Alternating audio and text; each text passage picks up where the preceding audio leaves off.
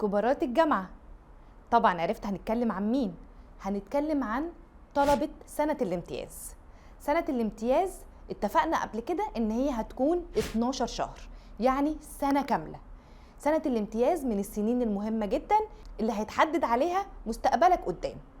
سنة الامتياز بتكون نظامها على حسب نظام جامعتك. انا على حسب نظام جامعتي كان ما بين مستشفيات بره وعيادات الجامعة، فمش موضوعنا انت هيكون نظام جامعتك ازاي. الاهم بقى هستغل ازاي السنة دي. سنة الامتياز من السنين اللي لأول مرة هتقف فيها قدام نفسك. يعني ايه؟ يعني هتتعلم وتبقى شاطر وتذاكر لنفسك، ولا هيبقى فيه امتحان ولا هيبقى فيه رقيب. يعني انت وضميرك بقى.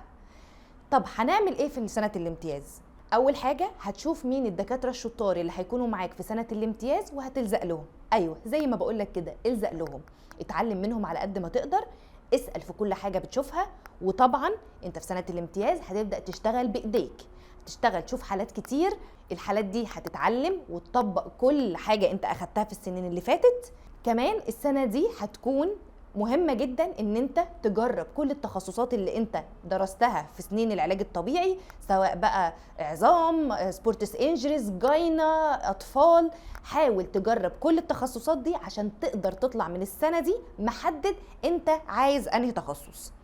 طيب انصحك نصيحة، ان انت ما تجريش ورا الكورسات اللي بمبالغ كبيرة قبل ما تقرر انت عايز تكمل في انهي تخصص. العلم موجود في كتب كتير، العلم دلوقتي متاح في اماكن كتير، فحاول تدور عليها من غير ما تدفع مبالغ كتيرة لسه بدري عليها.